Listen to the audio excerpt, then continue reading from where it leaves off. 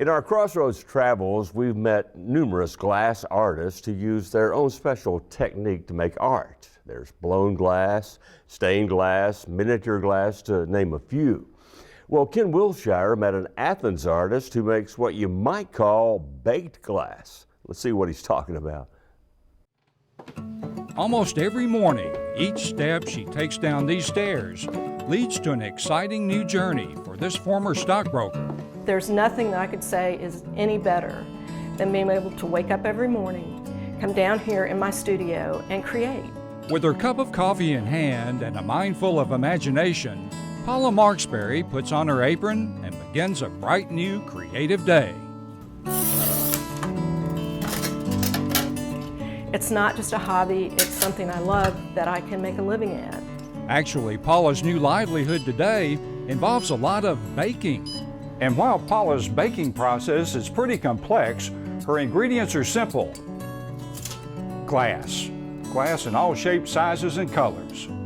Years ago, she not only left her career in business, but also one within the university system in her hometown of Indianapolis. I've done a variety of things, and I've been a stockbroker. I worked in the university system.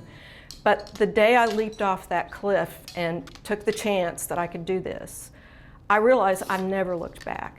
You know, it is a very special thing to be able to do, to take your ideas, to create something, to make something special that people love and want in their own homes. For me, I mean, I've won some awards. I've been very lucky in what I do, but nothing's more important than the creative process itself. And the process Paula uses to create her fused or kiln-formed glass art is quite lengthy and certainly involves lots of unbreakable love, patience, and perseverance. At first, I may actually draw out a design. It may just kind of come to me, a few pieces of it, and then I'll start building. That piece gets put into the kiln, and it's multiple pieces, probably as many as 50 to 100. I fire that for 26 to 28 hours. I bring that out, clean it, grind it, polish it, add a second layer. I fire it at a lighter temperature to give a little bit of depth of perception and just texture to the piece. And then the third firing is the shape. And that's the least temperature, but they all get fired each time about 24 to 26 hours. Paula came from a family of artists who worked in various media, so she had a strong foundation from the beginning.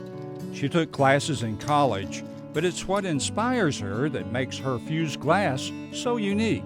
What does inspire you to do specific pieces? Well, I joke around when people ask me that a lot and say, I don't know if it's dreams or nightmares, but a lot of times it's just color that I see, sometimes it's nature. Sometimes I'll see a painting that I absolutely love, and I love the coloring and I love just the movement of it, and then I try to capture that feeling in glass. And I think that's what makes my work look so different from anyone else, because I don't want to be a copycat. I just want to make things that make me feel good, that hopefully make other people smile and be happy. And I'm a happy person, and I hope that's reflected in my work. These will actually be cut again. Paula's works continue to evolve from her earlier three-dimensional structural pieces to the fused glass she creates today.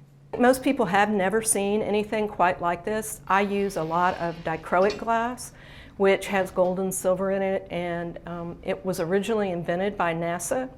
And NASA used it in the space shuttle program for reflective shields. And then it went into electronics and other things, but also came into the art field.